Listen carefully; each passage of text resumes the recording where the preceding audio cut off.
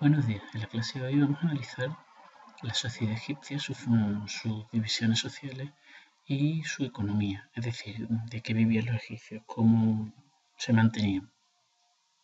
La sociedad egipcia tiene en común con la sociedad mesopotámica en que estaba muy jerarquizada. Hay que recordar que una sociedad muy jerarquizada es aquella en la cual hay una gran diferencia entre los que tienen más poder y los que no tienen ninguno. En este caso, la sociedad egipcia era muy jerarquizada porque había una minoría dirigente que tenía todo el poder y una mayoría sometida que dependía de esta minoría. Muy bien. ¿Dentro de quién estaba dentro de esta minoría dirigente? Por supuesto, en primer lugar estaba el faraón, que ocupaba la cima de la sociedad. Tenía el poder absoluto, era el dueño de todas las tierras, de todas las personas, y dirigía el ejército, la administración de la justicia, y además era un dios en vida. En segundo lugar estaban los nobles, los cuales solían ser de la familia del faraón, y los principales cargos de los sacerdotes, que también eran de la familia del faraón. Luego venían los sacerdotes que se encargaban del culto a los dioses y además como tenían el culto a los dioses se les concedía tierras, los cuales le daba bastante riqueza e importancia a cada uno de los templos.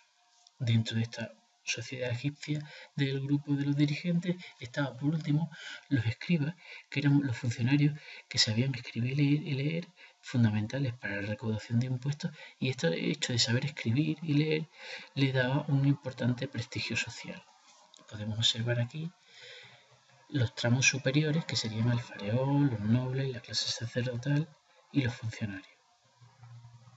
Dentro de la mayoría sometida estaban los comerciantes, los artesanos, los campesinos, que eran el gran cuerpo de la sociedad, que son los que trabajaban las tierras del faraón y de los nobles, por los cuales, a cambio de que los faraón y el noble se las cedía, tenían que pagarle un tributo al faraón, al noble o al sacerdote que se las cediese, al templo que se las cediese. Y en el escalón más bajo de la sociedad estaban los esclavos, que eran como objetos, igual que en Mesopotamia, ya lo comentamos, eso no cambia mucho. ¿Cómo se puede llegar a ser esclavo? Pues por ser prisionero de guerra o por tener deudas. Es decir, muchos campesinos que no podían pagar los tributos al faraón o al noble o al templo podían acabar siendo esclavos si no pagaban dichos tributos.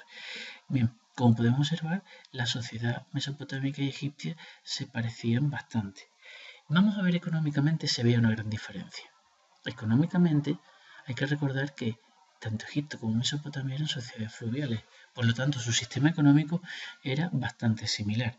Aquí, en este caso, destaca el papel de la agricultura por el hecho de las inundaciones y las crecidas y las bajadas del río, pero los cultivos que había, cuáles eran cereales, vid, olivo, productos de la huerta, lino, palmera, era bastante similar al igual que en Mesopotamia. Como hemos dicho ya en la primera clase sobre Egipto, era fundamental el aprovechamiento del agua de las crecidas del Nilo mediante canales que permitían distribuir el agua mucho más allá de la orilla del río y permitía extender la zona de cultivo mucho más allá de la orilla del Nilo. Al igual que en Mesopotamia, la ganadería era una actividad complementaria, no era la actividad principal.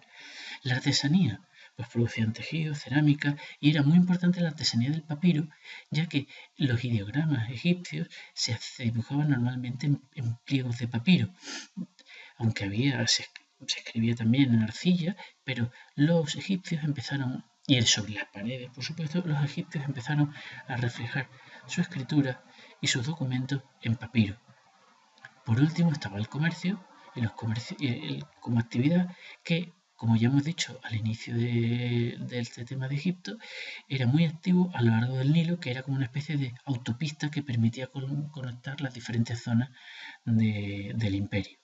Bien, pues una vez visto estas similitudes con la economía mesopotámica, el próximo día empezaremos a ver los aspectos culturales. Buenas tardes, hasta luego.